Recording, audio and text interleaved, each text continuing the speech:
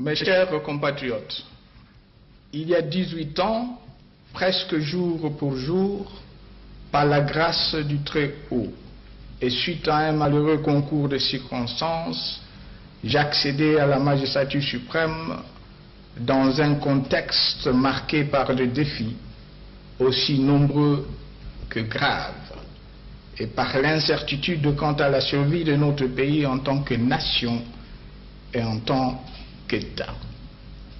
Miné par une activité économique déclinante, une inflation galopante et une dette extérieure insoutenable, ravagé par des conflits armés aux conséquences incommensurables et divisé en autant de principautés qu'il y avait des chefs de guerre, la République démocratique du Congo, notre pays,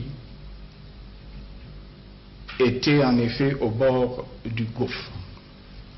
Il fallait en urgence une thérapie de choc pour arrêter sa descente aux enfers et créer les conditions d'un sursaut salutaire. Comme si cela ne suffisait pas, Mzee Laurent-Désiré Kabila, d'auguste mémoire, qui avait suscité tant d'espoir au sein d'une population congolaise traumatisée par des décennies de dictature et de mauvaise gouvernance, venait d'être lâchement assassiné par les forces du mal, avant même que n'aient pu être solidifiées les fondations qui venaient de jeter d'un Congo dont le fils et les filles auraient été légitimement fiers. Il fallait éviter qu'avec sa mort, le rêve ne s'éteigne. C'est avec l'humilité qu'impose la conscience de l'immensité de la tâche, mais aussi la détermination de réussir que seule permet une grande foi en Dieu et en son peuple, que par un jour ensoleillé du 26 janvier 2001, je répondis à l'appel de la nation en prêtant serment. Pour la première fois, le serment constitutionnel en tant que président de la République. Et depuis, nous avons beaucoup fait sans prétendre avoir tout fait. En effet, en dépit de l'action néfaste et résolue des ennemis de notre peuple, je n'ai jamais trahi mon serment. Ma détermination n'a jamais faibli. Et à tous, beaucoup d'obstacles ont été franchis. De bonnes choses accomplies. Et au regard de là où nous étions il y a une quinzaine d'années, il y a de quoi se réjouir. Ainsi, grâce à la mobilisation sans faille de l'ensemble de notre peuple, au dialogue permanent avec les forces politiques et sociales comme moyen de prévention de conflits et de règlement des différends, à l'action de nos vaillantes forces de défense et de sécurité, chaque jour mieux équipées, plus professionnelles et efficaces, à une diplomatie agissante, à des réformes institutionnelles courageuses, au nombre desquelles la décentralisation et la récente révision du Code minier, et à une politique monétaire et une gestion des finances publiques rigoureuse. Le pays a été pacifié et réunifié. L'économie stabilisée puis relancée, la reconstruction engagée, l'accès aux services sociaux de base amélioré et des avancées sans précédent enregistrées en matière de démocratisation et d'instauration de l'état de droit, avec notamment l'organisation régulière des élections libres et démocratiques. La crise de légitimité née de la révocation en 1960 suivi de l'assassinat en janvier 1961 de notre héros national Patrice Emery Lumumba, a ainsi été résorbé grâce à notre action et sous notre leadership. Et le pouvoir a été effectivement rendu au peuple congolais, son dépositaire naturel. Mes chers compatriotes, le 30 décembre dernier, vous avez, pour la 3e fois consécutive, été aux urnes pour élire le président de la République et les députés nationaux, et pour la 2e fois, choisir vos représentants dans les assemblées provinciales. Grâce à votre maturité, les élections se sont déroulées dans le calme, ce dont je vous félicite. Et une première de taille, elles ont été intégralement financées, comme je l'avais promis, sur fonds propres du gouvernement de la République. La souveraineté nationale, l'indépendance de notre pays et la dignité de notre peuple n'ont pas de prix. Elles ont été réaffirmées. C'est un véritable motif de fierté.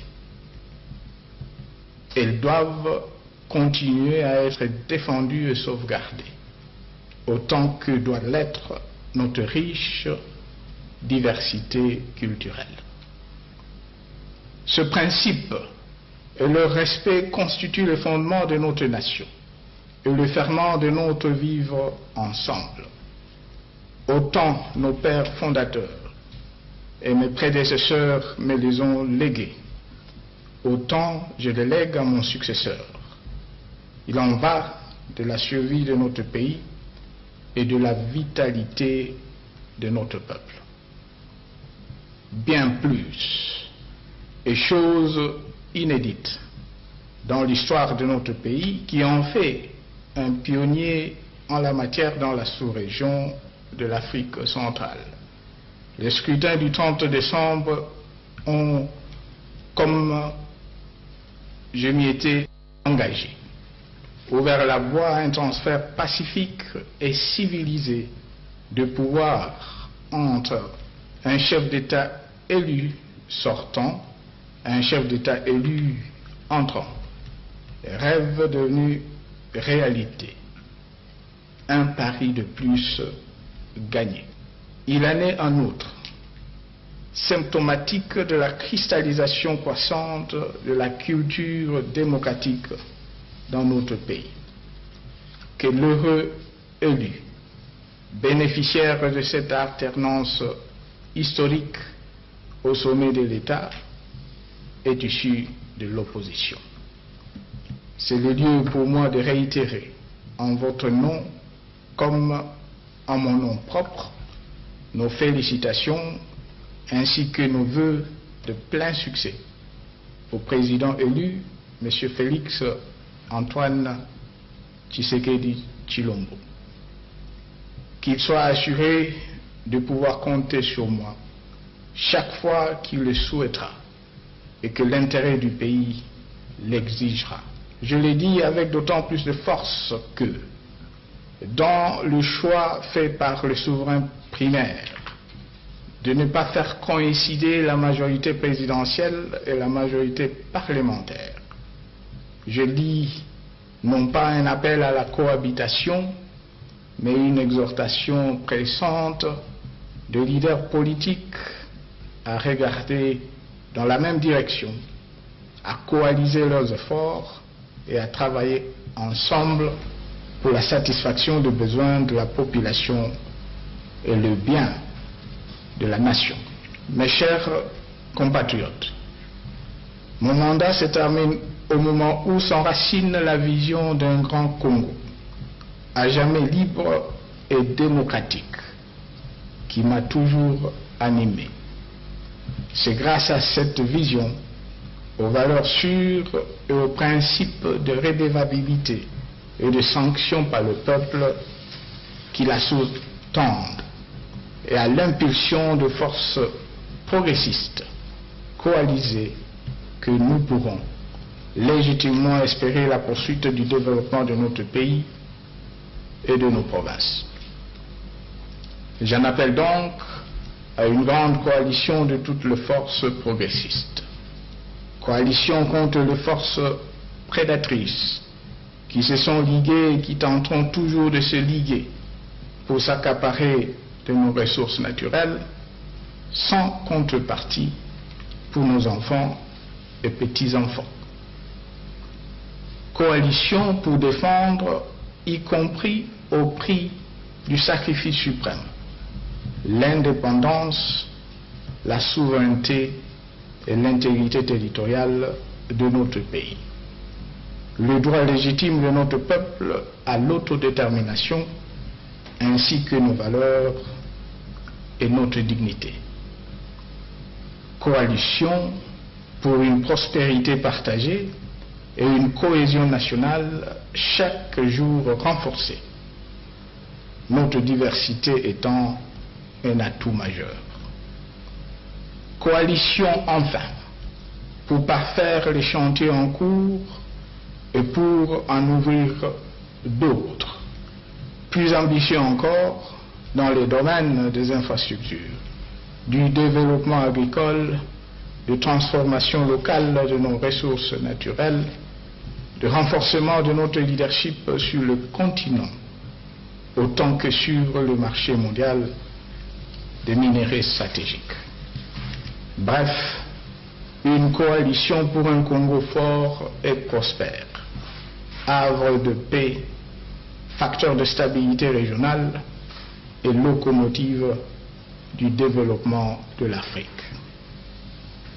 Mes chers compatriotes, la liberté, la démocratie, le bien-être et le développement sont des quêtes permanentes. Un chantier à jamais ouvert sur lequel nous sommes à tour de rôle appelés à servir. Avec votre concours, je fais ma part pour l'heure. Soyez-en vivement remerciés. Singulièrement nos compatriotes sous le drapeau. Respectueux de la Constitution, je vais demain passer la main sans regret ni remords, car en dépit des imperfections dues à toute œuvre humaine, le Congo revient de loin et repose sur des bases solides aujourd'hui, mais plutôt avec de vœux sincères, d'ardentes prières à celui qui, désormais, aura la charge de la nation. Je vous invite à le soutenir massivement, comme vous m'avez accompagné et soutenu tout au long des 18 dernières années. Cet appel s'adresse particulièrement à notre jeunesse, avenir du pays.